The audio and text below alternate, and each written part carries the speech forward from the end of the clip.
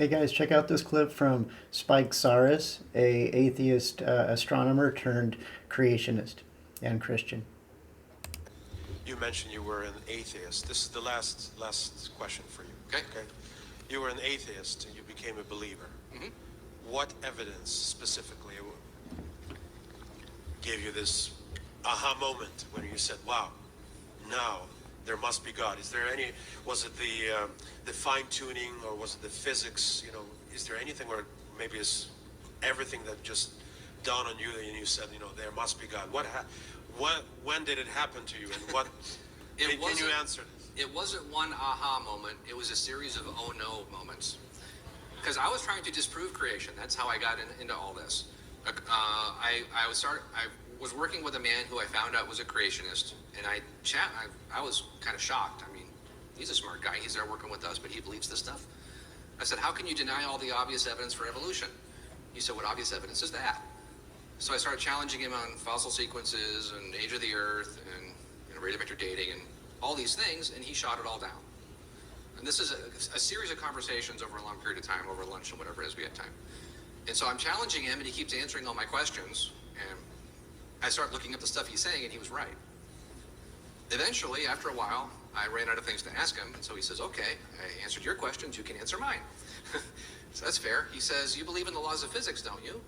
And I said, we use them here every day, sure. And he said, how do you reconcile those with the Big Bang model? So when I thought about the question, because he didn't even explain what he meant, that's when I first realized, wait a minute, first law of thermodynamics, second law of thermodynamics, and all these other problems that the Big Bang model doesn't play well with physics.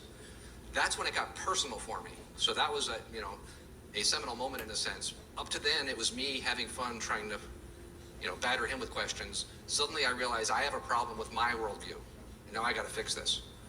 So that really launched me on a big research project, A, to disprove what he was saying, and B, to find justification for what I believed.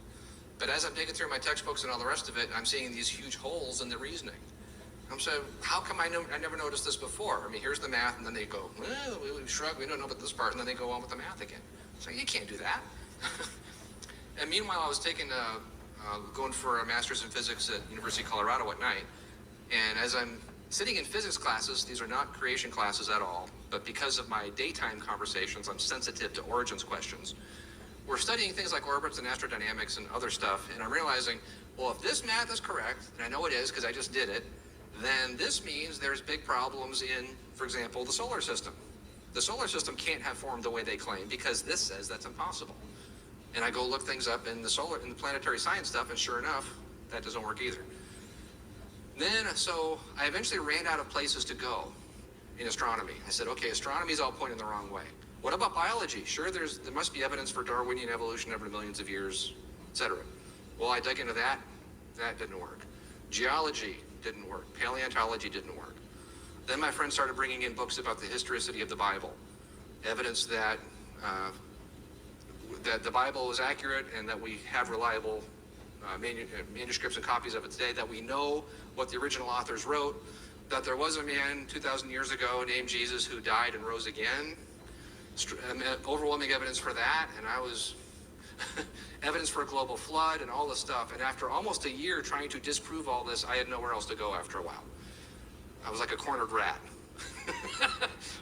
All the sciences pointed the wrong way. So at that point I said, okay, creation's true, but I don't want it to be true, so what do I do? So that's that in a nutshell. There was no one moment I can point to. It was almost a year of research trying to disprove it all before I finally had to say, I give up. That's an awesome clip. It's just a clip. I encourage you to check out the full video. I love this guy, Psarris. He has a lot of good things to say. Very interesting and informative.